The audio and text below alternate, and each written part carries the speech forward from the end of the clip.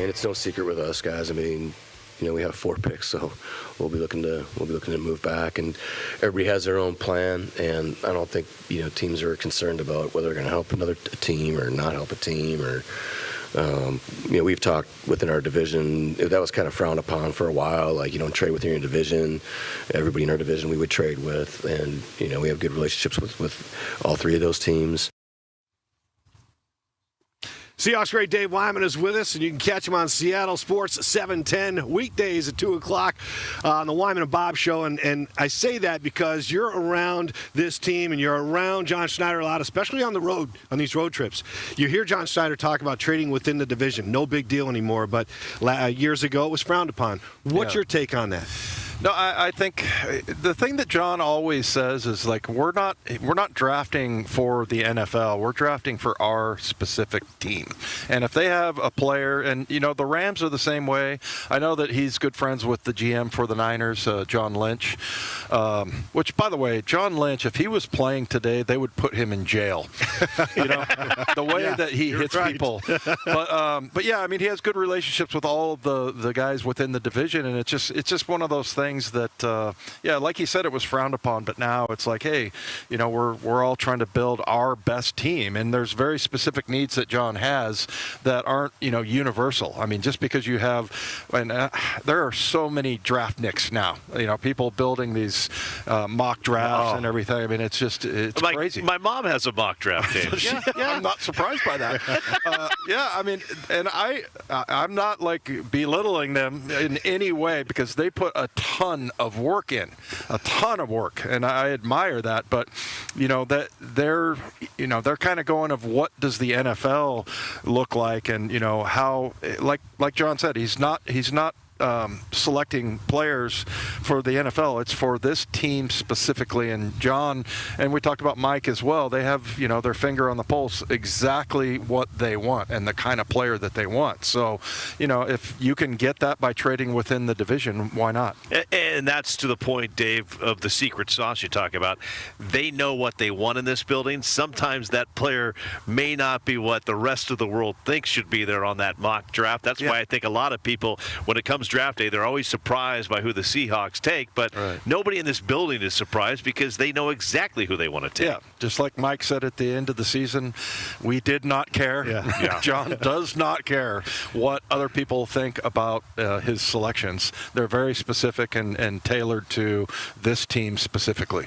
And they don't, I was just going to say, they don't care. I think you and I do think more than likely they're going to target a running back early on. We think there's a possible trade, which would maybe bring them another pick. They have 4 currently. You make a trade early, maybe you pick up another pick. So I guess, Dave, when we look later on into the draft, rounds 3, 4, 5, what are some needs if they have running back off the table? Yeah, I mean, I think always you build your team through the trenches, and they took a lot of young offensive linemen. That's the thing, about this, I don't think that there's any necessarily a need for them to trade back and get a whole bunch of picks. This is a pretty young team.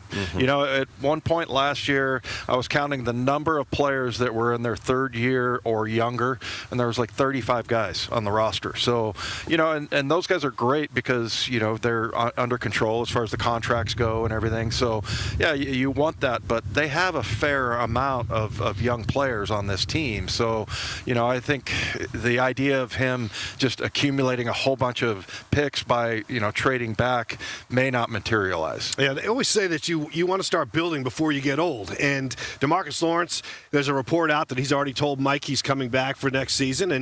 But Boye Mafe, as we talked about earlier, is gone. You're losing edge rushers. You're getting a little older up front. And so there's a feeling that Mike's going to go get an edge rusher. These guys want an edge rusher because that seems to be, especially during the Pete Carroll era, and really in the NFL, Dave, you probably know this better than anybody, you can never have enough edge rushers. Yeah. So I got to believe that that's going to be one of their priorities because this is a heavy in edge rusher draft. Yeah, absolutely. And John Schneider always says exactly what you just said.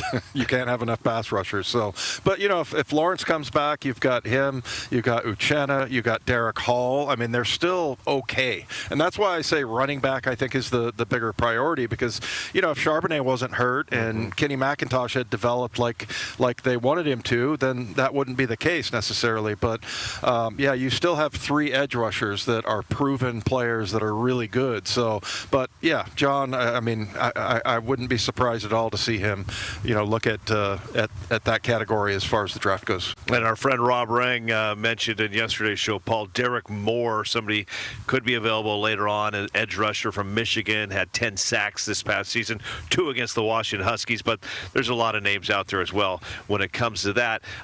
You mentioned this team is young, this Seahawks team, the team they have, but they also have a lot of veteran leadership on this team, which is key as well. Yeah, absolutely. It's a good blend. It really is. And, you got guys like Jaron Reed. It's funny. On the day of the Super Bowl, I was sitting with the media because I travel with the team and everything, and I was sitting with a bunch of guys, like Brian O'Connell and guys that sort of do the radio and TV. We call him the OC. Yeah, the OC. Yeah, the OC. and like Jen, our sideline reporter, and Rabel, and we're all kind of nervous.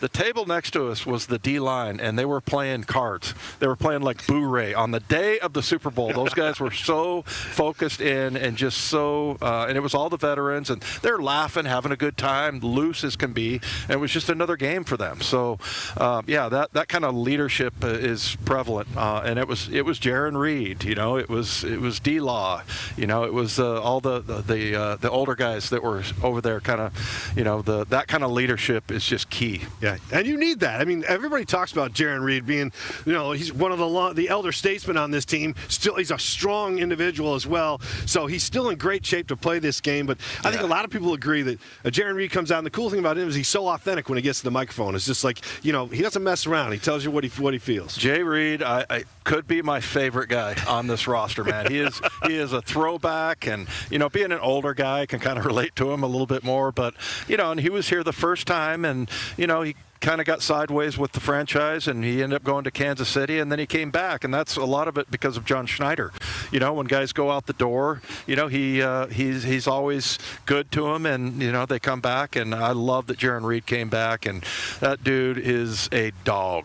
He really is. He will play football in a parking lot if you ask him to. Okay, I got to ask you, you're old school, you're humble, HBO Hard Knocks is going to be here this year. What do you think about this? I'm just trying to find a way to get on that show. Oh, you'll be on there, Dave. I don't know how I Come out in your old uniform. Maybe I'll show up in my old maybe jersey. Those bike shorts, too. That would look good.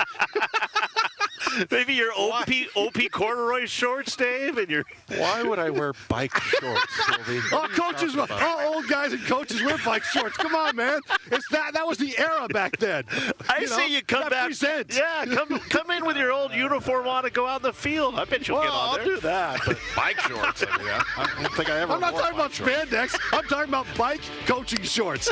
Back in your era. Come on, you remember that. I know what you're talking about. The button with the waistband. Yes. Big waistband around. Big old snaps in the front. Put it right across my belly button. And you can sometimes put your clipboard in there right in front of it. That's it. Exactly. Hey, man, we appreciate you coming on as always. Great to talk to you.